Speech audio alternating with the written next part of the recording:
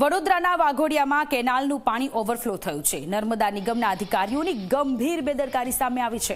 ખેરવાડી ગામેથી પસાર થતી કેનાલનું પાણી ઓવરફ્લો થયું છે। કેનાલની બાજુમાં આવેલા ખેતરો પાણીમાં તરબોળ થયા છે।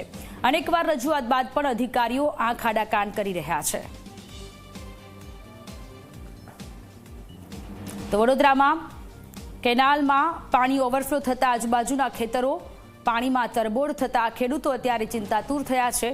અનેક વખત રજૂઆત કરવામાં આવી હોવા છતાં પણ અધિકારીઓ આંખ આડા કાન કરતા નજરે પડ્યા છે। વડોદરાના વાઘોડિયાની આ સ્થિતિ છે કે જ્યાં ખેરવાડી ગામેથી પસાર થતી કેનાલનું પાણી ઓવરફ્લો થયું છે। નર્મદા નિગમના અધિકારીઓની ગંભીર બેદરકારી સામે આવી છે।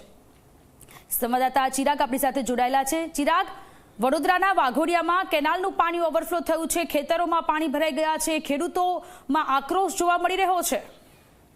બિલકુલ સોનલ, જે પ્રકારથી વાત કરવામાં આવે તો આજે નર્મદા નિગમની જે અધિકારીઓની જે બેદરકારી છે એ સ્પષ્ટપણે વડોદરા જિલ્લામાં નજરે પડે છે। કારણ કે અનેક વખત દરેક તાલુકાની અંદર આજે નર્મદા નિગમના અધિકારીઓને પાપે આજે ખેડૂતો અને જે સ્થાનિક લોકો છે એ હેરાન થાય છે। કારણ કે જે ધારિયા કેનાલો હોય છે, જે માઇનોર કેનાલો હોય છે, તેનું સમારકામ નથી થતું, જેના કારણે જ આ પરિસ્થિતિ છે।